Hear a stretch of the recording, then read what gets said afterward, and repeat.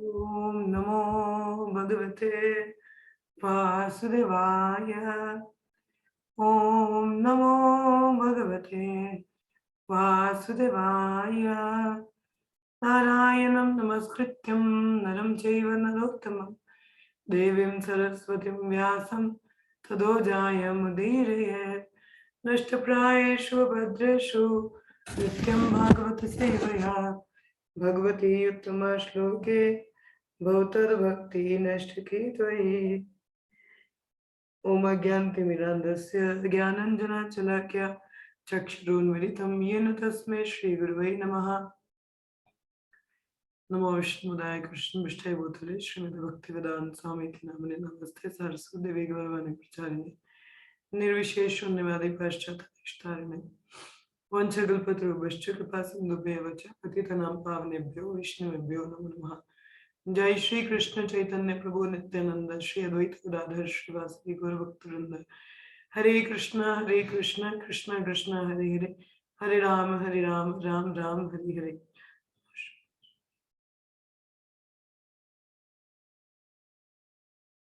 मुखां करोति वाचालं पंगुलं गिरते गिरिं यत्कृपातमहं वन्दे श्री गुरुदेवतारिणं परमानंदमाधवम्। तो हम लोग पढ़ रहे हैं दूसरे स्कंद का पहले अध्याय का छठा श्लोक आज हम लोग करेंगे। कल पांचवा हम लोगों ने थोड़ा सा पढ़ा था मगर उसमें ज्यादा डिस्कशन नहीं हुई थी, तो क्या इसको श्लोक पढ़ लेते हैं हम लोग, तो फिर उसमें चर्चा हम लोग कर लेंगे। ठीक है। इतावन् संख्या योगाभ्यम स्वधर्मा परिनिष्ठया जन्मलाभा परा पुंसाम् अन्ते नारायणे स्मृति। इतावन् संख्या योगाभ्यम स्वधर्मा परिनिष्ठया जन्मलाभा परं पुंसाम् अन्ते नारायणे स्मृति। इतावन् संख्या योगाभ्यम स्वधर्मा परिनिष्ठया जन्मलाभा परा पुंसाम् अन्ते नारायणे स्मृति। श्लोका पढ़िए। हरे कृष्ण एतावाना सांख्या योगाभ्याम सर्वधर्म परनिष्ठया जन्मलाभा परा पुंसान्मते नारायण स्मृति।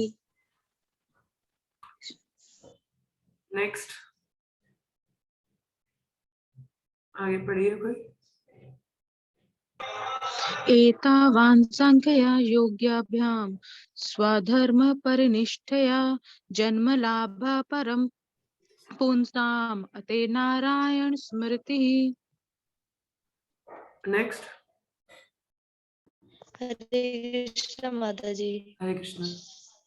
एतावाना संख्या योगाभ्याम सर्वधर्म परिनिष्ठया जन्मलाभा परम पुंसम् अत नारायण स्मृति।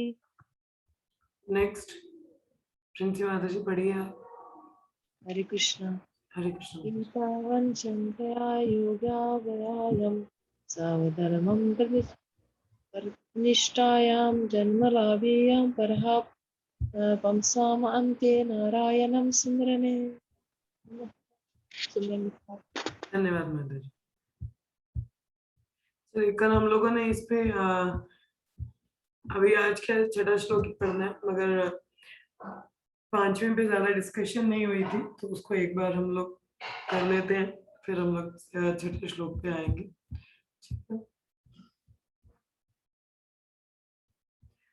तो कल हम लोगों ने जो पांचवा श्लोक पढ़ा था उसमें क्या देखा था हम लोगों ने कि यहाँ पे भगवान बताते कि क्या करना चाहिए। ठीक है। पहले वाला क्या था, क्या नहीं करना चाहिए, तो उनके बारे में था। गृह मेदी के बारे में हम लोगों ने पढ़ा, हाँ कैसा होता है, फिर उनका कैसा जीवन शैली होता है और क्या चीज उनको रसा मिलता है कि वो एक ही कार्य को दिन रात, दिन में और रात को भी उसको बार बार रिपीटेडली कर रहे हैं। तो वो चीजें हमने चर्चा की थी। और यहाँ पे सुखदेव गोस्वामी परीक्षित महाराज को फिर तो क्या करना चाहिए उसका उत्तर देना यहाँ पे शुरू करते हैं। तो हम लोग पढ़ लेते हैं इसको। तस्मद् भारता सर्वात्मा भगवान ईश्वरो हरि श्रोतव्य कीर्तिवश्च समृतव्य इच्छातभ्यम क्या कहते हैं, तस्मत देयरफॉर मतलब कि हाँ पहले मतलब बता चुके हैं, तो बोले कि अच्छा इसलिए हरि, हरि मतलब जो भगवान हरि है, सर्वात्मा जो सभी जीवात्माओं के बीच में परमात्मा स्वरूप है, भगवान, हाँ जो स्वयं भगवान है। देखिए यहाँ पे भगवान के 3 शब्द यूज हुए, हरि, सर्वात्मा और भगवान, ठीक है। तो क्या करना चाहिए, श्रोतव्य, उनके बारे में हमको श्रोतव्य सुनना चाहिए, हाँ कीर्तितव्य, उनका गुणगान गाना चाहिए, स्मर्तव्य, उनके बारे में स्मरण करना चाहिए, इच्छातव्यम, अगर आप अपना ये जो डर है इससे आप अगर मुक्ति चाहते हैं, क्या करना है, हमें किसके बारे में श्रवण करना है, किसके बारे में जप करना है, किसका स्मरण करना है, भगवान श्री हरि के बारे में। और ये हरि कौन है, who is this Hari, Hari सर्वात्मा भगवान ईश्वर, ठीक है। यहाँ पे 3 ऐसे शब्द यूज हुए हैं, सर्वात्मा, भगवान और ईश्वर, ठीक है। तो ये 3 शब्द यहाँ पे ऐसा तात्पर्य में बताया जाता है। विश्वनाथ चक्रवर्ती ठाकुर बताते हैं, कहते हैं कि ये जो 3 शब्द हैं, सर्वात्मा, भगवान और ईश्वर, इनका उपयोग कि मतलब किस तरह की भक्ति है, किस टाइप की भक्ति आप कर रहे हो, उस पर निर्भर करता है। हाँ देखिए कई अध्यात्मवादी होते हैं, हम लोगों ने कल तात्पर्य में पढ़ा था कि योगी हैं, अष्टांग योगी हैं, फिर भक्ति योगी हैं, तो कई अध्यात्मवादी आते हैं, तो उसके हिसाब से भगवान के इन नामों का इस प्रकार से उनको बुलाया गया, सर्वात्मा, भगवान और ईश्वर। तो सर्वात्मा भगवान को किस लिए कहा जाता है, लॉर्ड इज एड्रेस्ड एज सर्वात्मा, क्यों, ताकि वो योगी का डर निकाल सके, योगी के हृदय से डर निकाल सके। हाँ योगी के हृदय में क्या डर होता है, क्या मुझे कभी मुक्ति मिलेगा, क्या मैं कभी मुक्ति पा पाऊंगा। हाँ तो सुखदेव गोस्वामी कहते चिंता मत करिए, भगवान हरि है, ठीक है। तो जो हरि है सो सबके हृदय में परमात्मा स्वरूप में है, तभी उनको सर्वात्मा कहा जाता है, ठीक है। तुम बस उस पे चिंतन करो जो आपके हृदय में परमात्मा स्वरूप में, आप देख रहे हैं यहाँ पे योगी मेडिटेट कर रहे हैं, हृदय में भगवान है, हाँ तो उन पे आप चिंतन करोगे तो आप अपने ये जो डर है, हाँ desire to overcome the fear of material life, ठीक है, यहाँ से मुक्ति पाने का, तो वो आपका खत्म हो जाएगा। इसलिए यहाँ पे भगवान का नाम सर्व आत्मा, जो सभी जीवात्मा परमात्मा स्वरूप में है, तो योगी का डर निकाल देते हैं वो, हाँ कि उन पे चिंतन करो हृदय में तो निकल जाएगा।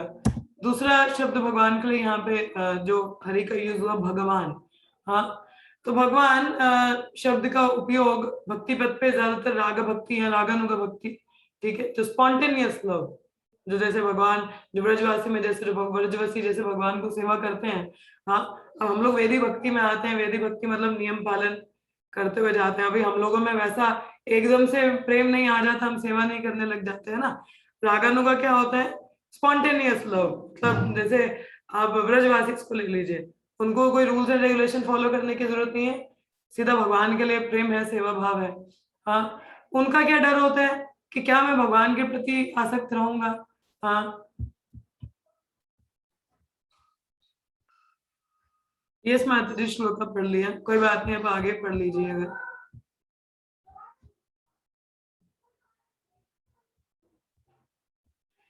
तो इनका जो ये जो रागानुगा भक्ति वाले, इनका क्या डर होता है, क्या मेरे में वैसा स्पॉन्टेनियस मतलब उसी समय ऐसा आसक्ति भगवान के प्रति आ पाएगा जैसे ब्रजवासी इसका है।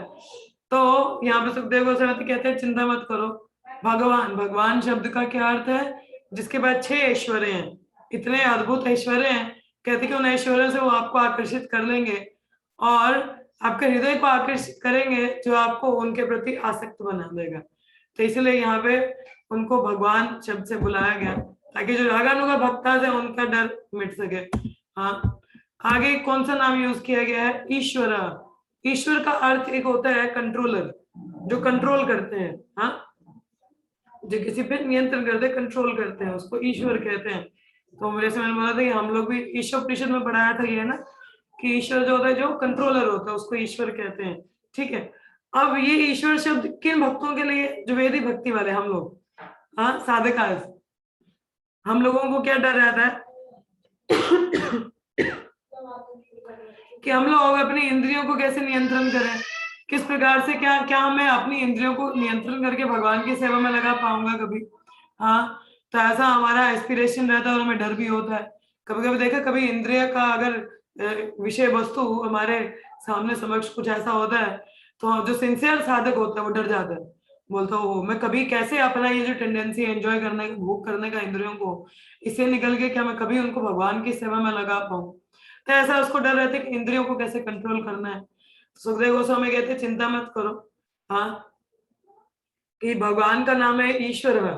ईश्वर का अर्थ है जो पूरे जगत को कंट्रोल में करते हैं। तो तुम्हारी इंद्रियों को कंट्रोल करना बहुत आसान है, चिंता मत करो, वो आपकी इंद्रियों को कंट्रोल कर लेंगे। तो इसलिए ऐसा शब्द यहाँ पे इस्तेमाल हुआ। तो ये श्लोक में 3 नाम आते हैं, सर्वात्मा, भगवान और ईश्वर, जिस जिस अध्यात्मवादी के नाम अनुसार, है ना।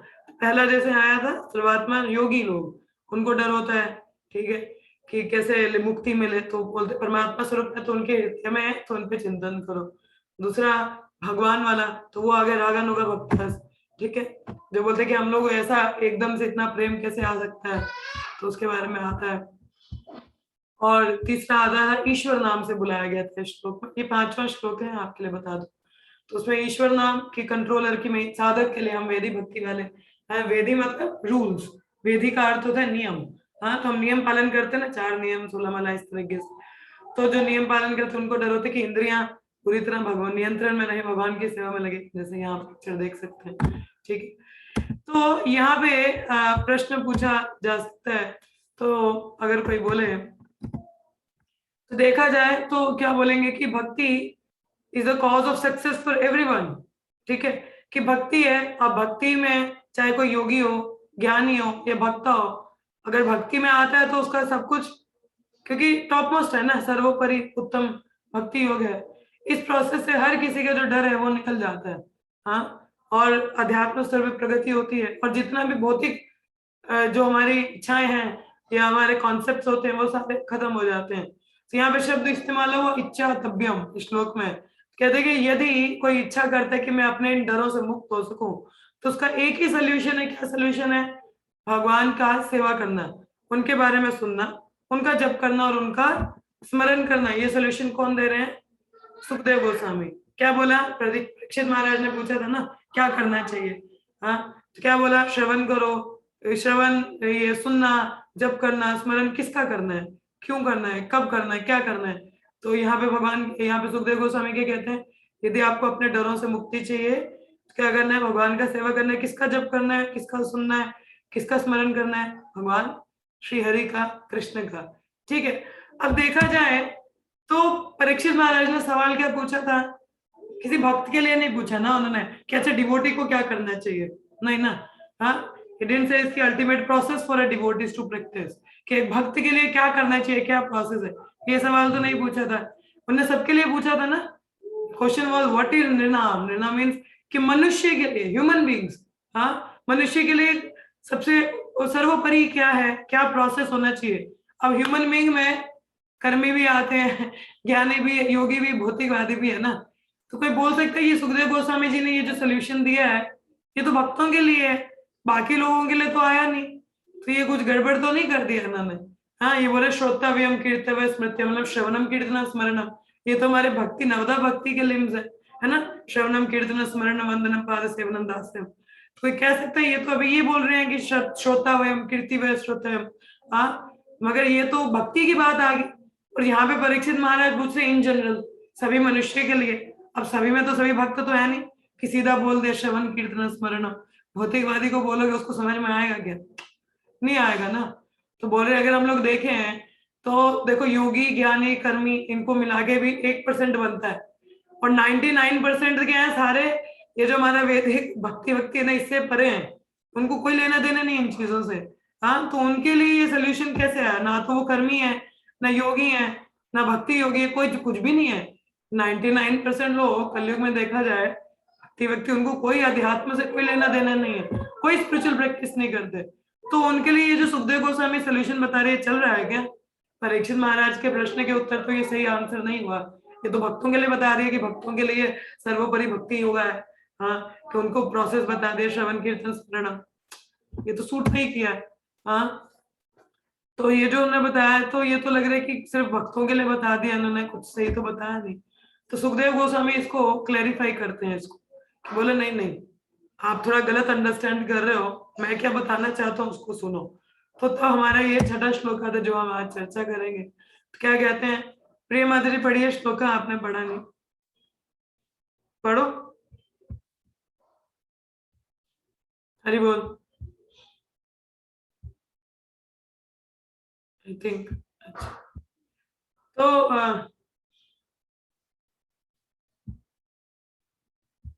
माता जी का डिस्कनेक्ट हो गया शायद। तो ये वाला श्लोक आता है, तो सुखदेव गोस्वामी यहाँ पे क्या कहते हैं, इतावन सांख्य योगाभ्यम स्वधर्म परिनिष्ठया जन्म लाभा परा पुंसाम अंते नारायणे स्मृति। अनुवाद देख लेते हैं हम लोग एक बार, फिर आते हैं स्लाइड्स पे, ठीक है। तो यहाँ पे क्या अनुवाद दिया जा रहा है, पदार्थ तथा आत्मा के पूर्ण ज्ञान से, योग शक्ति के अभ्यास से या स्वधर्म का भली भांति पालन करने से मानव जीवन की जो सर्वोच्च सिद्धि प्राप्त की जा सकती है वह है जीवन के अंत में भगवान का स्मरण करना। तो यहाँ पे क्या बोल रहे हैं, आत्मा का पूर्ण ज्ञान मतलब ज्ञानी लोग, योग शक्ति योगी लोग, हाँ, स्वधर्म भक्ति योगी, अष्टांग योगी, हाँ, तो इन सब का भली भांति कोई मानव जीवन इसको पालन करे, मगर इन सब का हाईएस्ट परफेक्शन क्या है, यदि अंत में वो भगवान का स्मरण कर सके। अंत नारायण स्मृति, देखिए हम लोग भक्ति कर रहे हैं तो हम लोगों का लक्ष्य क्या होना चाहिए कि अंत में भगवान का स्मरण हो सके ना, वही उसका परफेक्शन है। अभी हम भक्ति कर रहे हैं, अंत में अगर स्मरण ना हो तो परफेक्शन नहीं। अब वही कर्मी हो, कर्म योगी हो या ज्ञान योगी हो या अष्टांग योगी हो, उनका वो योगा सिस्टम कब परफेक्ट होता है, कब वो हाईएस्ट परफेक्शन अटेन करते हैं, यदि वो अंत में अंत नारायण स्मृति, अगर अंत में उनको नारायण का स्मृति हो सके तब वो परफेक्ट है, चाहे वो अब कोई भी योगी हो। हाँ, ऐसा बताया जाता है। तो यही यहाँ पे प्रभुपाद बताते हैं। हम लोग, मैं जरा स्लाइड्स के थ्रू जाते फिर आपको तात्पर्य में हम लोग जाएंगे, ठीक है। तो इसमें एक्चुअली दो कमेंट्रीज आती हैं, विश्वनाथ चक्रवर्ती ठाकुर भी इसमें अपना कमेंट्री देते हैं और शिल प्रभुपाद जी का भी कमेंट्री आता है। अभी जो अनुवाद पढ़ा वो शिल प्रभुपाद जी द्वारा था, ठीक है। अभी हम लोग जो पढ़ेंगे विश्वनाथ चक्रवर्ती पाद द्वारा, तो वो क्या कहते हैं, हाँ, श्लोक जरा देखिए आप लोग, पीछे श्लोक एक बार देख लें। इतवान संख्य योगाभ्यम स्वधर्म परिनिष्ठया जन्म लाभा परम पुंसाम अंत नारायण स्मृति। क्या अंत नारायण स्मृति, अगर वो होता है तो परफेक्शन है, ठीक है। तो यहाँ पे विश्वनाथ चक्रवर्ती पाद क्या कहते हैं, इतवान परिनिष्ठाया, निष्ठा मीन्स स्टडी, मतलब फिक्स्ड होना, अपना पता होना। निष्ठा होता है ना, हमारे भी जैसे होता है श्रद्धा, साधु संग, भजन क्रिया, अनर्थ निवृत्ति, निष्ठा, रुचि, मतलब रुचि के बाद निष्ठा, फिर क्या है इस प्रकार से भाव, प्रेम, ये हमारा 9 स्टेजेस होती है भक्ति की। तो निष्ठा वाला फिक्स्ड, स्टडी होना, स्थिर होना। हाँ, for those who are steadily practising either Sankhya, कि जो लोग स्थिर होकर निष्ठा से क्या प्रैक्टिस कर रहे हैं, सांख्य योग, विच मीन्स ज्ञान योग, सांख्य का होता है ज्ञान योग, ठीक है। विच और योगा मीन्स अष्टांग योग, या स्वधर्मा परिनिष्ठाया मीन्स, स्वधर्मा मीन्स कर्म योगी, स्वधर्मा जो कर्म योगी है, कर्म कांड करते हैं। Whether one is fixed in ज्ञान, अगर चाहे कोई ज्ञान में हो, अष्टांग में हो, कर्म में हो। नारायण स्मृति अंत मतलब जन्म लाभा, ठीक है, the ultimate perfection of achieving this type of human birth they can attain only if, ये जो मनुष्य जीवन का अल्टीमेट परफेक्शन कब अचीव होगा, ये सब अगर कुछ भी प्रैक्टिस कर रहे हो, अंत में अगर अंते, अंते मतलब इन सबको फुल स्टॉप लगा देना, कर्म, ज्ञान और अष्टांग को, और केवल नारायण स्मृति अगर कोई अटेन कर सके, डेवलप कर सके, ठीक है। कर्म ज्ञान ठीक है, जो भी आप प्रैक्टिस कर रहे हो, मगर अंत में क्या होना चाहिए, इन सबको रोक के नारायण स्मृति आनी चाहिए। और नारायण स्मृति मतलब श्रवणम कीर्तनम स्मरणम, भक्ति के लिंग आते हैं। हाँ, तो कहने का तात्पर्य क्या हुआ कि जब तक मनुष्य को अपना ये लक्ष्य, गोल नहीं लाइफ का पता चलता, तो कई पथ है उसके पास, कर्म योग है, ज्ञान है, अष्टांग है, भक्ति योग, बट जिस समय उसको समझ में आ जाता है कि मनुष्य जीवन का क्या लक्ष्य है, तो एक ही प्रोसेस आ जाती है नारायण स्मृति, कि नारायण की स्मृति मतलब श्रवणम कीर्तनम स्मरणम। हाँ, भक्ति योग, देखिए कर्म योग, ज्ञान योग, अष्टांग योग में ये पॉसिबल नहीं है कि आप अंत में, ऐसा नारायण स्मृति है क्योंकि अलग अलग है ना। ज्ञानी क्या होता है, ज्ञान मार्ग पे वो सिर्फ ज्ञान में ही रहता है। अष्टांग योगी अपनी इंद्रियों के सांस ऊपर नीचे कंट्रोल कर रहे हैं। कर्म योग कर्म करेगा, हल्की इच्छा नहीं, इस तरीके से, ठीक है। मगर असल जब तक हमें अपने जीवन का परम लक्ष्य नहीं पता है कि नारायण की स्मृति होनी चाहिए, तो कई लोग कर्म योग अपनाएंगे, कई ज्ञान योग अपनाएंगे, कई अष्टांग योग अपनाएंगे, कई शाखाएं हैं, कई रास्ते हैं, हाँ, अलग अलग अपना लीजिए। मगर समझ में आ गया कि अंत में भगवान की स्मृति होनी चाहिए। एक सेकेंड है, इसको जरा साइलेंट कर दो।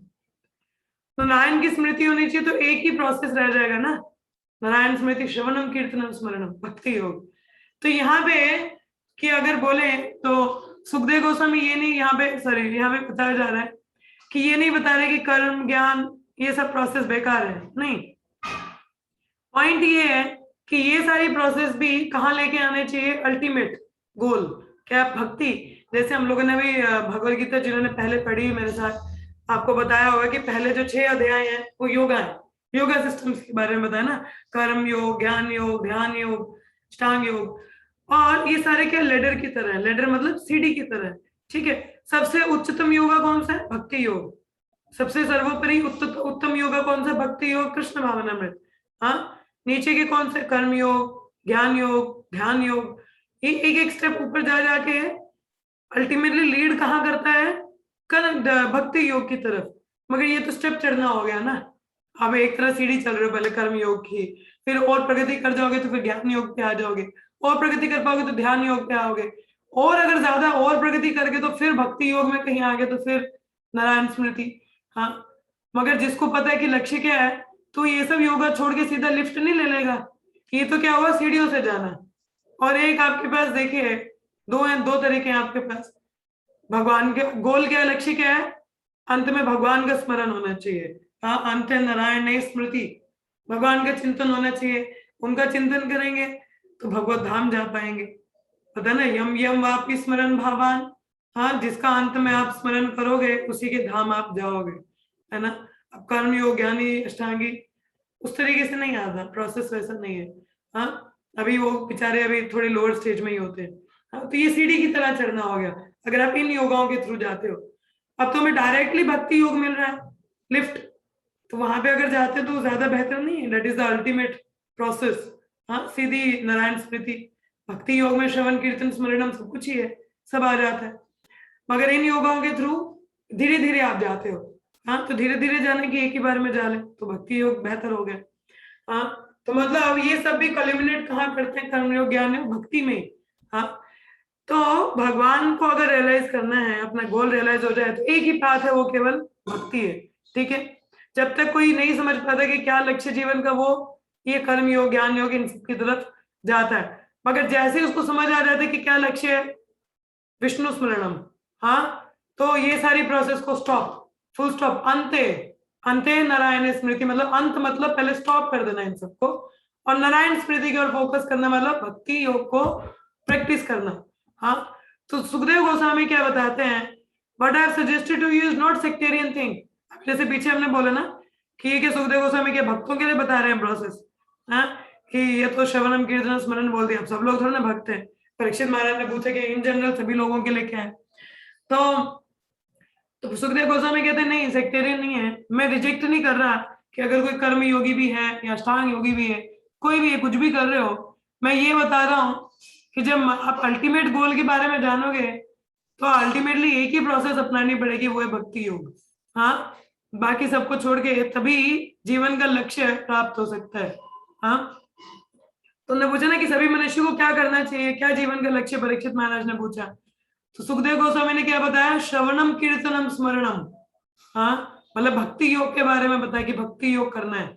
हाँ, तो कहने का तात्पर्य ये है कि जब तक कोई व्यक्ति भक्ति योग तक नहीं आता, उसका मनुष्य जीवन का परम लक्ष्य प्राप्त नहीं होता है।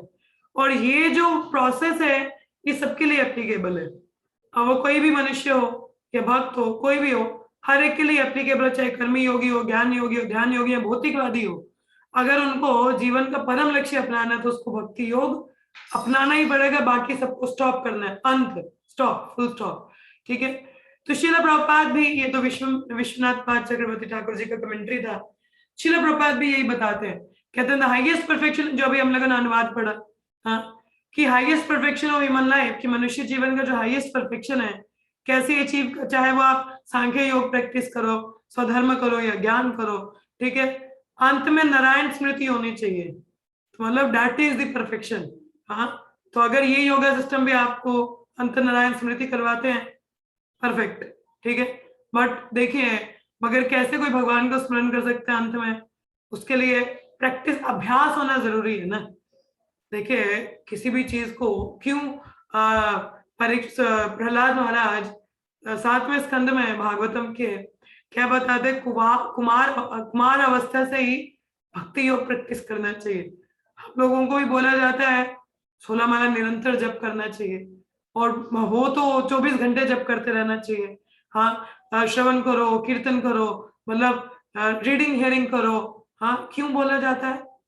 ताकि प्रैक्टिस है ना ये, ताकि अंत समय में हमारी जो चेतना है, अंत में हम भगवान का नाम निकाल सके मुख से, है ना। अभी से कहते हैं कि हमारा पूरा जीवन जैसा हमारे कार्यकलाप होते हैं, वैसा ही अंत में हमारा चिंतन बनता है, चेतना होता है।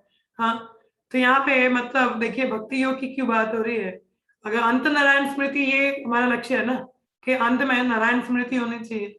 हाँ, एक जोक बताओ, थोड़ा जोक ले लेते, ठीक है, मजाक है। एक भक्त थे, तो वो कहते कि बोला, किसी ने पूछा जप हो गया आपके, कहते हैं प्रभु जी अंते नारायण स्मृति। क्या बोला? अंत में नारायण की स्मृति होनी चाहिए, तो मतलब रात को करूंगा सोने से पहले। अंते नारायण स्मृति, दिन का अंत होगा तो नारायण स्मृति आएगी, फिर जब करने बैठूंगा। हाँ, तो वो लोग खैर ऐसा इसको लेते, अंत नारायण स्मृति की अंतिम क्षणों में हम भगवान का स्मरण आ सके, तो परम लक्ष्य है ना। तो उसके लिए अभ्यास जरूरी है, प्रैक्टिस, है ना, प्रैक्टिस जरूरी है उसके लिए। और वो जो प्रैक्टिस है वो कौन प्रोवाइड करता है हमको? भक्ति योग।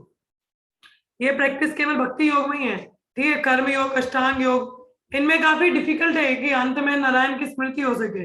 हाँ, कर्म योगी क्या है, कर्म में लगा रहेगा। अष्टांग योगी अपनी इंद्रियों को कंट्रोल कर रहा है, ज्ञान योगी ज्ञान में लगा रहता है, प्रोसेस कहाँ है। मगर भक्ति योग में शुरुआत से ही भगवान का श्रवण हो रहा है, कीर्तन हो रहा है, उनकी लीलाओं का कथा सुना जा रहा है, बोला जा रहा है, स्मरण ऑटोमेटिक है ना, है ना। तो भक्ति योग इज दी ओनली प्रोसेस, ठीक है, इसलिए गोस्वामी इसको बताते हैं, ठीक है। तो तात्पर्य में प्रभुपाद ने बताया है, इसीलिए जो हाईएस्ट परफेक्शन है जीवन का, वह constant remembrance of supreme Lord, कि निरंतर भगवान का स्मरण होना, ये परफेक्शन है। Therefore, one should mold his life in such a way that his goal can be achieved. तो इसलिए हमें अपने जीवन को, अपने कार्यशैली को इस तरीके से मोल्ड करना है कि भगवान का स्मरण रहे।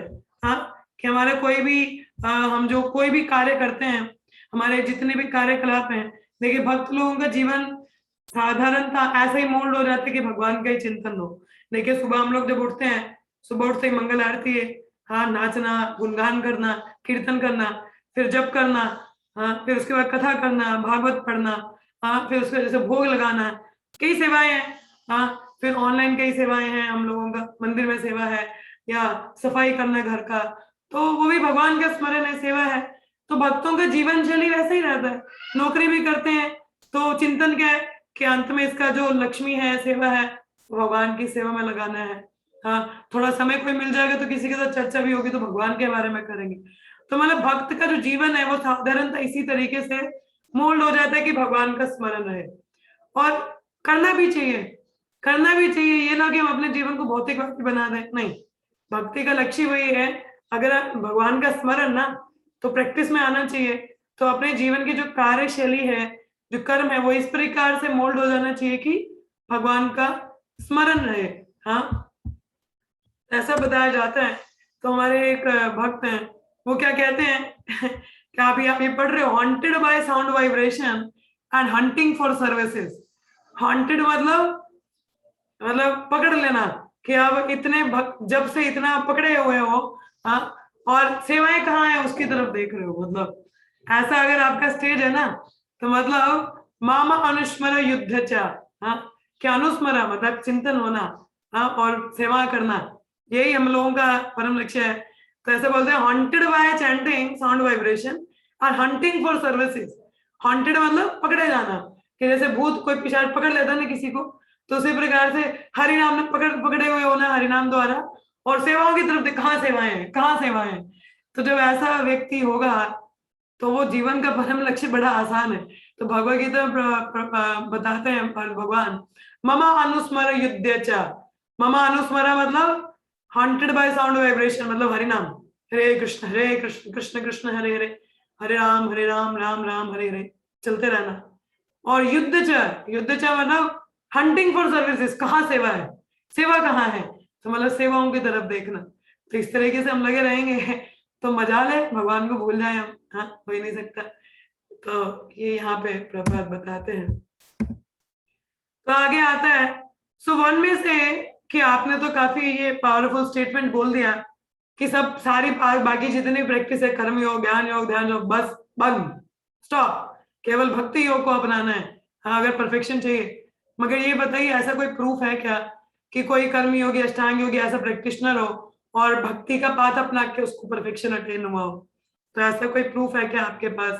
तो ऐसा पूछते हैं, तो फिर उसका उत्तर 7वें श्लोक में आता है, परंतु हम एक बार तात्पर्य पढ़ेंगे यहाँ से खुद भी। तो जो पॉइंट्स बताए वो एक्चुअली तात्पर्य का ही समरी था कि क्या मेन पॉइंट्स थे, ठीक है। मगर फिर भी हम अपनी सुविधा के लिए तात्पर्य में जरूर पढ़ेंगे इसको, ठीक है। तो चलिए कोई तात्पर्य पढ़ दीजिए इसका, एक सेकंड। स्क्रीन दिख रहा है आप सभी को? हरे कृष्णा। हाँ जी, दिख रहा है। हरे पढ़िए पढ़िए माता जी। नारायण दिव्य परम पुरुष हैं जो इस भौतिक सृष्टि से परे हैं। प्रत्येक वस्तु जिसका सृजन, पालन तथा अंत में संहार होता है वह महतत्व यानी भौतिक सिद्धांत की सीमा के अंतर्गत है और भौतिक जगत के नाम से विख्यात है। किंतु नारायण या भगवान का अस्तित्व इस महतत्व की परिधि के अंतर्गत नहीं आता। अतएव नारायण के नाम, रूप, गुण इत्यादि भौतिक जगत की सीमा के परे हैं। मनुष्य को सांख्य दर्शन से जो पदार्थ तथा आत्मा को पृथक पृथक करता है, अथवा योग शक्ति के अनुशीलन से जिससे मनुष्य इस ब्रह्मांड के भीतर या बाहर के किसी ग्रह तक पहुंचने में समर्थ बनता है, या धार्मिक कर्तव्य पालन करने से सर्वोच्च सिद्धि प्राप्त हो सकती है, बशर्ते कि मनुष्य नारायण स्मृति अवस्था को अर्थात भगवान के निरंतर स्मरण की अवस्था को प्राप्त एक सेकंड माता जी, अभी देखा ये वही आ गया ना कि चाहे आप सांख्य योग करो, ज्ञान योग करो या कर्म योग करो, सिद्धि प्राप्त कर सकते हो बशर्ते अंत में नारायण स्मृति होनी चाहिए, तभी उस प्रोसेस का अल्टीमेट परफेक्शन है, ठीक है। हाँ जी, पढ़िए माता जी आगे। ये शुद्ध भक्त की संगति से ही संभव है, क्योंकि प्रभुपाद यहाँ पे बोल रहे हैं, पहले बोला कि ठीक है आप बाकी योगा भी करो मगर अंत में नारायण स्मृति होनी चाहिए, फिर कहते हैं कि नहीं ऐसा पॉसिबल कैसे है, भक्त की संग में, मतलब भक्ति योग से ही ये पॉसिबल है। हाँ, पढ़िए माता जी आगे। भक्त समस्त ज्ञानियों, योगियों या कर्मियों के दिव्य कार्यकलापों को शास्त्र अनुमोदित वृत्तिपरक कार्यों से साज संवार सकता है। इतिहास आध्यात्मिक सिद्धि की प्राप्ति के उदाहरणों से भरा पड़ा है, यथा सनकादि ऋषि या 9 प्रसिद्ध योगेंद्र जिन्होंने भगवान की भक्ति में सेवा में सुस्थापित होने के बाद ही सिद्धि प्राप्त की। भगवान का कोई भी भक्त ज्ञानियों या योगियों द्वारा अपनाई गई अन्य विधियों ग्रहण करके भक्ति के मार्ग से कभी विचलित नहीं हुआ, क्योंकि व्यक्ति अपने कार्य विशेष में चरम सिद्धि पाने के लिए उत्सुक रहता है। और जैसा कि यहाँ पर संकेत किया गया है कि ऐसी सिद्धि नारायण स्मृति है जिसके लिए हर एक को उत्तम प्रयास करना चाहिए। दूसरे शब्द में जीवन को इस प्रकार ढालना चाहिए कि जीवन के पग पग पर मनुष्य भगवान के स्मरण में आगे आगे ही बढ़ता रहे। तो इस तरीके से अपनी लाइफस्टाइल को मोल्ड करना है कि भगवान का स्मरण हो, है ना। तो यहाँ पे देखिए उदाहरण क्या दिया गया, सनक आदि। तो ये जो 4 कुमार थे ये क्या थे, ब्रह्मवादी थे, पहले भक्ति योगी नहीं थे ये। हाँ, तो मगर इनका भी परफेक्शन कैसे अटेन हुआ, जब वो भक्ति के पथ पे आए। एक सेकंड में ना पंखा लगा। तो उनको भी परफेक्शन कब अटेन हुआ, जब भक्ति अपनाई, मगर बाकी योगा से नहीं। तो यहाँ पे किसकी क्या बताया जा रहा है कि भक्ति योग अपनाने से ही क्या है, आप परम लक्ष्य प्राप्त कर सकते हो। और उसके लिए क्या करना है, अपने जीवन को इस प्रकार ढालना चाहिए। अभी जैसे पढ़ा हम लोगों ने, हाँ यही पढ़ा ना अभी हम लोगों ने, उसमें स्लाइड में भी आपको यही दिखाया कि इस तरीके से इस तरीके से क्या है कि मतलब कांस्टेंट रिमेम्बरेंस, भगवान का स्मरण रहना चाहिए, और इस तरीके से जीवन शैली होनी चाहिए कि भगवान का स्मरण रहे।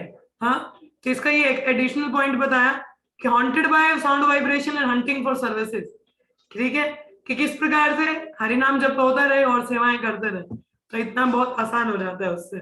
ठीक है, चलिए आगे का श्लोक हम लोग करेंगे। तो कहने का तात्पर्य क्या है कि भक्ति योग बहुत पावरफुल है, तो मगर वही अभी यहाँ पे कोई पूछ सकता है प्रूफ क्या है, व्हाट इज द प्रूफ। हाँ, तो उसका उत्तर देने के लिए सुखदेव गोस्वामी ये 7वां श्लोक पढ़ते हैं। ठीक है, इसको पढ़ देते हैं। प्रायेण मुनयो राजन् निवृत्ता विदिशेदता निर्गुणया रमन्ते स्म गुणानो कथने हरे। तो एक बार अनुवाद देखते हैं हम लोग।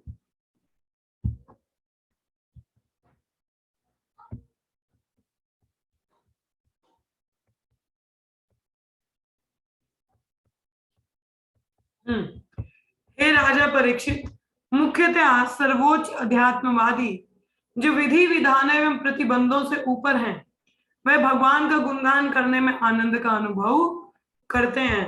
तो यहाँ पे क्या बता रहे हैं परीक्षित महाराज को, तो क्या कहते हैं, कहते हैं हे राजन, प्रायना, प्रायना मतलब जनरली, ठीक है, जो सेजेस हैं वह निवृत्त वेदी सेदता, निवृत्त वेदी सेदता का अर्थ होता है, विधि का अर्थ होता है नियम पालन, रूल्स, और शेद का अर्थ होता है, शेद निषेध मीन्स डूज एंड डोंट्स, क्या करना चाहिए क्या नहीं करना चाहिए। तो ऐसे संत निवृत्त वेदी शेद था ना, कि वो सेजिस, वो योगी जो शास्त्र के नियम पालन के क्या करना है क्या नहीं करना है, मतलब those who have practiced their prescribed means who are beyond the scripture rules of do's and don'ts, which means those who have practiced their prescribed duties, purifies by that detached practice of prescribed duties, and have reached the stage of Jnana Yoga.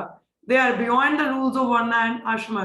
कहने का यहाँ पे क्या, निवृत्त वेदी शेदता मतलब कि जो शास्त्र के नियम पालन के परे हैं, ठीक है, अपने जो कर्तव्य है उनसे परे हैं। देखिए जो ज्ञान योगी होते हैं वो अपने प्रिस्क्राइब ड्यूटीज को करें, तो उनको उसका भी कोई इतना कर्म नहीं है, ना करें तो भी उनके लिए कुछ ज्यादा नहीं होता, क्योंकि उनका हृदय शुद्ध हो गया होता है ज्ञान से, कि वो अपने बंधित नहीं होते इन कार्यकलापों से। तो इसलिए बोला कि जो अब विरक्त हैं अपने ये जो कार्य है, तो वो वर्ण आश्रम रूल्स एंड रेगुलेशन से परे होते हैं। ठीक है, ऐसे संत हैं। तो कहते हैं कि मैनी सच पीपल ज्ञान एंड अष्टांग योगी निर्गुण्यस्थ, कैसे कई ज्ञान और अष्टांग योगी निर्गुण्यस्थ मतलब because they are situated beyond the 3 mode, वो 3 गुणों के परे हैं। हाँ, मतलब 3 गुणों के परे हैं, नियम पालन के परे हैं। रमन्ते स्म, वो किसमें आनंद लेते हैं, हरेर गुणानुकथा, glorifying the qualities of supreme lord. वो भगवान के, देखिए ज्ञान योगी की बात हो रही, जो नियम पालन के परे हैं, वो भी किसमें रमनते हैं, भगवान के गुणगान में रमते हैं, जब उनका गुणगान होता है। तो सुखदेव गोस्वामी परीक्षित महाराज को पूछते हैं, why you are asking for proof? Most of the people fall into this category, कि पूछ रहे हैं तो आप मुझसे पूछ रहे हो कि प्रूफ क्या है कि ये करने से, भक्ति योग करने से ही अल्टीमेट परफेक्शन अटेन होगा, कि यही करना पड़ेगा। कहते मैक्सिमम लोग इसी में फॉल करते हैं। ठीक है, when they reach the stage of निर्गुण्य, निर्गुण्य मतलब 3 गुणों से परे, तो अल्टीमेटली वो भक्ति को ही पकड़ते हैं। बट प्रायना that is not always true, not everyone takes up to सारे। तो वो देखिए कोई भी व्यक्ति जब गुणों के परे है तो अल्टीमेटली वो भक्ति को ही अपनाता है ना, मतलब वो दिव्य प्रोसेस आ जाता है। कोई भी कार्य दिव्य ट्रांसेंडेंटल एक्टिविटी, और ट्रांसेंडेंटल एक्टिविटी भक्ति में होती है। तो जो गुणों के परे है वो अल्टीमेटली भक्ति को ही अपनाता है। तो भक्ति में ही आएगा ना, तभी आगे बढ़ेगा वो। तो यहीं पे वही सुखदेव गोस्वामी बताते हैं। तात्पर्य हम लोग देखते हैं इसमें, सर्वोच्च अध्यात्मवादी मुक्त जीव होता है, अतएव विधि विधानों की सीमा में नहीं आता। ठीक है, तो जो अध्यात्मवादी मुक्त है वो ये जो नॉर्मल हमारे विधि विधान है इन सब में नहीं आता। ठीक है, उसको ये सब करने की जरूरत नहीं। ऐसा नौसिखिया जो आध्यात्मिक स्तर तक ऊपर उठने का इच्छुक है, वह विधि विधानों के अंतर्गत गुरु द्वारा मार्गदर्शित होता है। हर कोई नौसिखिया है जिसको कुछ पता नहीं, ऊपर बढ़ने तो गुरु के संरक्षण में रह के पूरा सीखेगा। उसकी तुलना ऐसे रोगी से की जा सकती है जिसका उपचार चिकित्सा की परिधि के अंतर्गत विविध प्रतिबंधों के द्वारा किया जाता है। जैसे हम लोग हैं, हम लोग रोगी है ना, क्या रोग है हम लोगों को? अज्ञानता का। हाँ, अब किन्हीं वैष्णव के अंतर्गत रह के, गुरुजनों के अंतर्गत रह के हमारा इलाज चल रहा है, अभी उपचार चल रहा है, देखो ये करना है, ये नहीं करना, हमारे लिए कुछ चीजें निषेध हैं, वर्जित हैं, कई चीजें हम लोगों को बोला गया करने को, हमारी चल रही है चिकित्सा। तो सामान्यतः मुक्त आत्मा भी दिव्य कार्यकलापों का वर्णन करने में आनंद लेते हैं। देखिए, सुखदेव गोस्वामी का अगर उदाहरण, सुखदेव गोस्वामी का ही उदाहरण लिया जाए, हाँ, तो पहले वो भी ब्रह्मवादी थे। हाँ, तो जब उन्होंने ये भागवतम के 2 श्लोक सुने थे, एक तो पूतना लीला और एक और भगवान का एक लीला था, बड़े आतुर हो गए, ये क्या लीला है, मेरे को और जानना है। हाँ, तो वो अपने पिताजी से फिर पूरा भागवत सुना उन्होंने। तो मतलब मुक्त आत्मा में आनंद लेती हैं, इसी में उनको आनंद मिलता है और किसी में आनंद मिलेगा भी नहीं।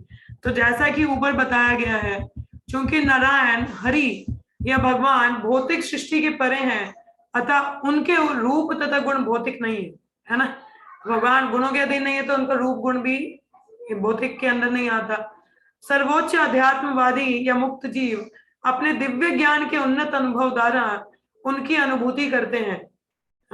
अतएव वे भगवान की लीलाओं के दिव्य गुणों के कथन में रुचि लेते हैं। तो वो भी दिव्य गुण जब भगवान के होते हैं तो उनमें रुचि लेते हैं। भगवद गीता में ये 4थे अध्याय के पहले श्लोक में बताया कि भगवान घोषित करते हैं कि उनका प्राकट्य 9वां श्लोक है ये, जन्म कर्मा चामे दिव्यम, कि उनकी लीलाएं, उनका अवतरित होना दिव्य है। तो सामान्य व्यक्ति माया के वशीभूत होने के कारण ये मान लेता है कि भगवान भी हमारी तरह ही है, एक हमारी तरह ही पैदा होते हैं। हाँ, परंतु ऐसा नहीं। सर्वोच्च अध्यात्मवादी किसी भी भौतिक वस्तु में रुचि नहीं रखता, अतः भगवान के कार्यकलापों के प्रति रुचि रखना इस बात का निश्चित प्रमाण है कि भगवान इस भौतिक जगत में हमारे जैसे नहीं है।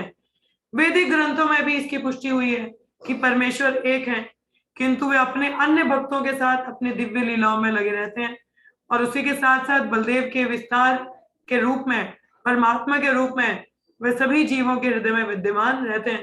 परमात्मा स्वरूप हम सबके हृदय में है। अतएव दिव्य अनुभूति की चरम सिद्धि भगवान के दिव्य गुणों के श्रवण तथा अनुकथन में है, ना कि भगवान के निराकार ब्रह्म के पहलू रूप में तदाकार होने में, जिसकी निर्विशेषवादी कामना करते हैं। जैसे सनत कुमार के बारे में बताया, 4 कुमार, वो भी ब्रह्मवादी थे, सुखदेव गोस्वामी खुद ब्रह्मवादी थे।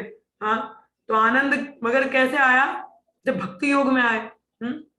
तो वास्तविक दिव्य आनंद का अनुभव तो दिव्य भगवान की महिमा गायन में किया जा सकता है। हाँ, उनके निर्विशेष पहलू में स्थित होने की अनुभूति में नहीं, कि हम निरंकार पे मेडिटेट कर रहे हैं, नहीं। तो भक्ति में आने से ही ऐसा पॉसिबल है। तो ये प्रूफ दे रहे हैं सुखदेव गोस्वामी।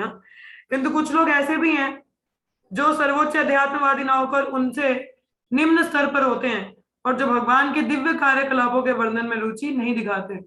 प्रत्युत वे भगवान के ऐसे कार्यकलापों की व्याख्या भगवान में तदाकार होने के उद्देश्य से करते हैं। ठीक है, तो सुखदेव गोस्वामी ने यहाँ पे भी उत्तर दे दिया। देखिए, कोई भी योगा आप अपना लीजिए, प्रूफ दिया ना अभी, बोल रहे क्या प्रूफ है कि ऐसा कोई प्रैक्टिशनर और कर्म ज्ञान ध्यान का भक्ति में आगे उसका उद्धार हुआ। प्रूफ दिया ना कि वो लोग भी, मुक्त आत्माएं भी आनंद लेती हैं जब भगवान का गुणगान होता है। तो जैसे सुखदेव गोस्वामी का उदाहरण स्वयं ही है, हाँ, सनत कुमार आदि का है। तो वो भी क्या, जब भगवान के भक्ति योग के संपर्क में आते हैं तो आनंद उनको भी मिला। ठीक है, तो यहाँ पे विराम लेंगे आज के लिए, बाकी की चर्चा हम लोग कल करेंगे इसके आगे के श्लोक। ठीक है, आज का आप लोग भी इसको थोड़ा पढ़िएगा। चलिए, आप में से किसी का कोई प्रश्न है यहाँ पे, या हम लोग आगे का पढ़ लें एक श्लोक और? हाँ जी, किसी को कुछ प्रश्न है यहाँ पे? बोलिए, समझ में आया सभी को क्या करना है? Hunted by sound vibration, hunting for services. हाँ हाँ जी, कोई प्रश्न है यहाँ पे, या कोई टीका टिप्पणी? क्या आगे का श्लोक पढ़े कोई? हाँ जी, हरे कृष्णा। हरे कृष्ण जी। अच्छा, मुझे थोड़ा ऐसे ही हो रहा है, जैसे बोलते हैं ना कि अंत में नारायण स्मृति, तो कई लोग होते हैं जैसे लास्ट में अपने कई बच्चों का नाम लेते हैं, कोई कुछ करते हैं, तो उनका क्या होता होगा? जो अंत में किसका नाम लेते हैं? बच्चे को पुकारते हैं ज्यादा, जैसे अपने कोई बेटा होगा तो उनको ज्यादा होता है प्रेम, तो बेटे को ही पुकारते हैं ज्यादा। मैंने भी 1-2 मेरे को भी एक्सपीरियंस है कि अपने बच्चों का ही नाम ऐसे लेते हैं, तो उनका फिर क्या होता होगा आगे? कुछ नहीं, दोबारा भौतिक जगत में आएंगे। देखिए, अब कोई पति है, अगर अपनी पत्नी से आसक्त है तो अंत हाँ में चिंतन किसका है? पत्नी का। पत्नी को हाँ बार बार बुलाएगा तो हाँ। स्त्री रूप में आता है। अच्छा अगर स्त्री का पुरुष से आकर्षण है बहुत अच्छा। ज्यादा, स्त्री के लिए तो फिर भी बेटर है कि मनुष्य मतलब एक मेल बॉडी में आएगी, है, हाँ। क्योंकि मेल बॉडी तो थोड़ा ज्यादा लाभ होता है भक्ति में बढ़ने का, क्योंकि हम्म स्त्रियों को फिर थोड़ा हम्म बंदिशें होती हैं। हाँ, मगर मनुष्य मतलब मेल बॉडी काफी भाग्यशाली मानी जाती है। फिर भी हम्म। मगर वो क्या है, मेल बॉडी में आएंगे। हाँ तो जैसा जैसा चिंतन वैसा वैसा ही आपको शरीर मिल जाएगा। हाँ, तो अच्छा इसीलिए तभी बोले जाते हैं अभ्यास करना है, और अभ्यास भक्ति योग से ही होगा, तभी अंत में नारायण की स्मृति आएगी, नहीं तो नहीं आएगी। तो औरतों के लिए तो फिर भी अच्छा है कि पति से आ सकते, तो चलो मेल बॉडी तो मिलेगा कम से कम, मगर उनका क्या, जो स्त्री रूप में आएंगे थोड़ा कठिन हो जाएगा। नहीं, वही तो इस इधर ये आता है ना कि ऐसे बोलते हैं कि फिर अगर हमने अगर कर्म के हिसाब से हमें मिलेगा आगे शरीर, तो फिर अगर जब वो फिर कैसे वो अगर वो लास्ट में अगर किसी का नाम लेंगे तो फिर ये कैसे कि उसको वही शरीर मनुष्य शरीर ही मिलेगा। मतलब हाँ, आपने बोला कि कर्म के अनुसार, तो जो हम हाँ लोग कर्म करते हैं वो हमारी चेतना को विकसित करते हैं ना माता जी। अब देखिए, कोई भी कर्म है, अगर मैं अपने पति से बड़ी आसक्त हूँ, ठीक है, हाँ फॉर एग्जाम्पल, कि मैं हाँ अपने पति से बहुत आसक्त हूँ, मैं कोई काम भी कर रही हूँ, तो मेरे किसी हर एक काम में मेरा चिंतन का मेरे पति पे। हाँ, अच्छा ये मैं इसके लिए आज ये करूंगी, अच्छा मैं ये करूंगी, मतलब अगर मैं उससे बहुत ज्यादा आसक्त हूँ तो मेरे कर्म में भी उसका ही चिंतन रहेगा, तो अंत में चिंतन किसका आएगा? ऑटोमेटिकली उसी का ही आएगा। आ रही अच्छा समझ में? अब कोई बिजनेसमैन है, हाँ उसका चिंतन क्या है? पैसा कमाने में, तो उसका पूरा चिंतन, वो कोई भी कार्य करेगा वो हर समय यही है कि मुनाफा कहाँ है, प्रॉफिट हाँ कैसे होगा, तो उसका चिंतन वैसा ही है, तो अंत में उसका चिंतन भी वैसा ही रहता है। तो वो यहाँ तो किसी बड़ी फैक्ट्री में एक चूहा बन जाता है, तो इस तरीके का उसको शरीर मिल जाता है। तो जो भी कार्य है वो हमारी चेतना वैसी बना देता है, तो वही चेतना में अंत में वैसा ही इच्छा रखने को होता है, तो जैसी इच्छा फिर वैसा हमें शरीर मिलता है आगे को। हम्म, अच्छा आया समझ में माता जी? हाँ हाँ हाँ आ गया? ठीक ठीक, है। हरे चलिए। कृष्ण। अच्छा, हाँ जी, प्रिंसी माता जी बताइए। हरे कृष्ण माता जी। हरे कृष्ण। माता जी, जो योगी होते हैं ना, योगी तो जैसे उनका जो अंतिम समय आ जाता है तो उन्हें पूरा जीवन योगियों ने भगवान जी का जो मतलब स्वरूप है उसका चिंतन नहीं किया होता है, तो अंतिम समय में उनका कैसे उसमें हो जाता है फिर? अंत में माता जी, क्योंकि जो योगी होते हैं उनका लक्ष्य कहीं ना कहीं होता है, वो परमात्मा में मेडिटेट तो करते हैं, मगर लक्ष्य क्या होता है? सिद्धियां प्राप्त करना, मिस्टिक योगास, और यहाँ तो किसी उच्चतम लोक में चले जाना। योगी क्या करते हैं? यहाँ तो उच्चतम लोक में चले जाते हैं, सिद्ध लोक, सत्यलोक, इस तरीके से ऊपर चले जाएंगे, क्योंकि उनमें वो सिद्धि होती है, या कोई सिद्धियां प्राप्त करते हैं वो, कि कोई शक्ति प्राप्त करना, अलगिमा, अनिमा, कई सारी सिद्धियां, तो ये उनका लक्ष्य होता है। तो इस तरीके से इतनी मेहनत करने के बाद भी वहीं पे जाना। तो एक छोटी सी स्टोरी सुना तो इससे रिलेटेड, भक्ति सिद्धांत सरस्वती ठाकुर जी बताते हैं कि ऐसे एक गांव था, गांव में एक छोटा बालक था, उसको ना बचपन से ही काफी ऐसा, जैसे हम लोग, आप लोगों ने, कितने लोगों ने हैरी पॉटर देखी है? हैरी पॉटर देखी है मूवी? देखी होगी, है ना? तो हम लोग काफी आकर्षित होते, फैनेटिज्म बहुत है ना उसमें, फैंटेसी बहुत है कि कैसे ऐसे छड़ी घुमाता है, एक झाड़ू के ऊपर घूम रहा है, छड़ी घुमाने से जादू आता है उसको। तो मतलब हम बच्चे हो गए, हम लोग भी ऐसे देखते हैं, हमें भी इच्छा होता है, नहीं हम, मेरे को भी कुछ जादू वादू आना चाहिए। हाँ, तो वो छोटा लड़का था, उसको भी था कि ऐसा कुछ मेरे को भी वो जादू वादू आता। तो वो बचपन में ही योगियों के साथ चला गया कि मैं भी कोई सिद्धि प्राप्त करूंगा। तो योगियों के साथ, देखिए योगी हैं तो काफी कठिन उनको अभ्यास करना पड़ता है। हाँ, अपनी इंद्रियों को कंट्रोल करना, काफी कठिन तपस्या होती है। तो इतना पूरा करने के बाद वो जब बड़ा हो गया काफी, तो उसके बाद कोई 20-30 साल बाद आया घर पे, गांव में, अब गांव छोटा सा, छोटे से गांव में कुछ भी होता है सब कुछ बहुत जल्दी लोगों को पता चल जाता है। सबको पता चला, अच्छा ये तो कोई सिद्धि करके आया है। बोला दिखा दिखा क्या सिद्धि की है? बोलता मैं ये पानी के ऊपर चल सकता हूँ, मैं अपने आप को इतना हल्का कर सकता हूँ कि नदी में चल के पार कर सकता हूँ। हाँ, तो ऐसा बोलता है। तो एक बूढ़ा व्यक्ति होता है गांव में, वो बोलता है अच्छा ये तो 2 पैसे का काम है, इतना ही करना है तो मैं नौका वाले को नहीं 2 पैसा दे के तो ऐसे चले जाओ, तो ये इतना 20 साल 30 साल कमाने का क्या, मेहनत करने का क्या फायदा? तो कहने का तात्पर्य, भक्ति सिद्धांत ठाकुर जी कहते हैं कि योगी से इतनी मेहनत करते हैं मगर फिर भी है तो भौतिक जगत में ना, अल्टीमेट परफेक्शन तो अटेन नहीं हुआ।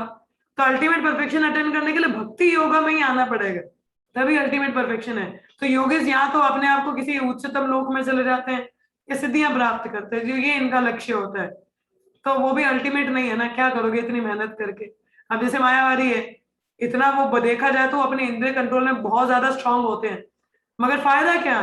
ब्रह्म ज्योति तक जाके दोबारा इधर ही चढ़ेंगे। तो भक्ति करेंगे तभी जन्म मृत्यु के साइकिल से निकल पाएंगे ना, जो मनुष्य जीवन का लक्ष्य है। तो इसलिए उनका भी परम सिद्धि नहीं अटेन होता जब तक भक्ति योग में नहीं आते। ठीक है, आया समझ में माता जी? जी माता जी। ओके, और कोई प्रश्न है यहाँ पे किसी का? हरे कृष्णा। एनी अदर क्वेश्चन और कमेंट? ये आस्था,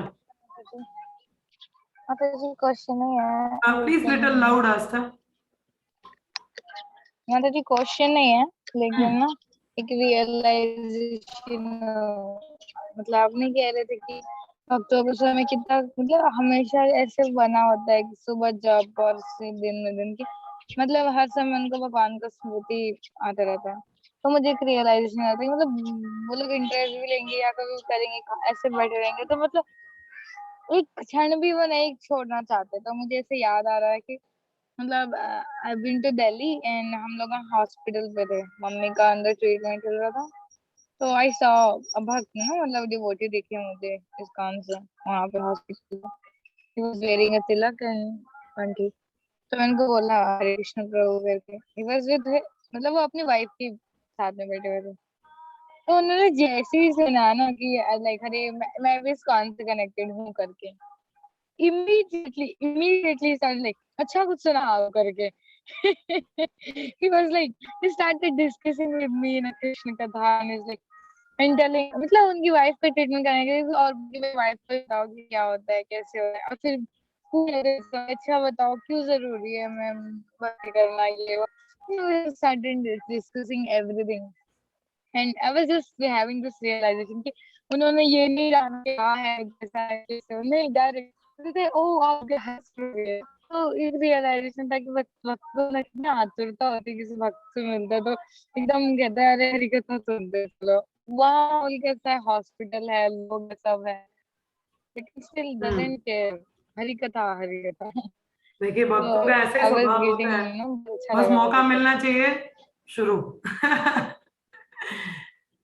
तो भक्त ऐसे ही होते हैं, तो हम लोगों को भी ऐसा ही होना यस चाहिए। यस ये ना हो कि कहीं मौका मिले और हम भौतिकवादी बन जाए और भौतिकवादियों की तरह बातें करना शुरू कर दें। नहीं, बहुत अगर देखिए कोई नहीं है संग में तो sound vibration, haunted bye sound vibration, Hari नाम जप करो। कोई मिल जाए तो हरि कथा शुरू कर दो, है ना। तो ऐसे में अगर हमारा रहता है तो अंत नारायण स्मृति पॉसिबल है, नहीं तो दिक्कत है, फिर थोड़ा आपके सिस्टम में गड़बड़ है, तो हमको ध्यान देना चाहिए। ठीक है, thank you Aastha for sharing, very nice. Okay, और किसी को कुछ कहना है? नहीं कहना है? चलिए, कुछ नहीं है तो फिर यहाँ पे हम विराम लेंगे। तो आज के ये 2 श्लोका आप घर पे भी इसको थोड़ा सा जरूर पढ़िएगा। ठीक है, वैसे हम लोगों ने पॉइंट्स कवर कर ही दिए, तो समझ में आ गया ना सभी को क्या पॉइंट्स पढ़े हम लोगों ने। तो चलिए फिर यहाँ पे हम लोग विराम लेंगे, 3 बार हरे कृष्ण महामंत्र का उच्चारण करते हैं। हरे कृष्णा कृष्ण कृष्ण हरे हरे, हरे राम राम राम हरे हरे, हरे कृष्णा कृष्ण कृष्ण हरे हरे, हरे राम राम राम हरे हरे, हरे कृष्णा कृष्ण कृष्ण हरे हरे, हरे राम राम राम हरे हरे। ग्रंथराज श्रीमद् भागवतम की जय, श्रील प्रभुपाद की जय, सभी भक्तों की जय। आप सबका धन्यवाद। हरे कृष्णा, शाम को मिलेंगे भगवत गीता के सेशन में। हरे कृष्ण। हरे कृष्ण।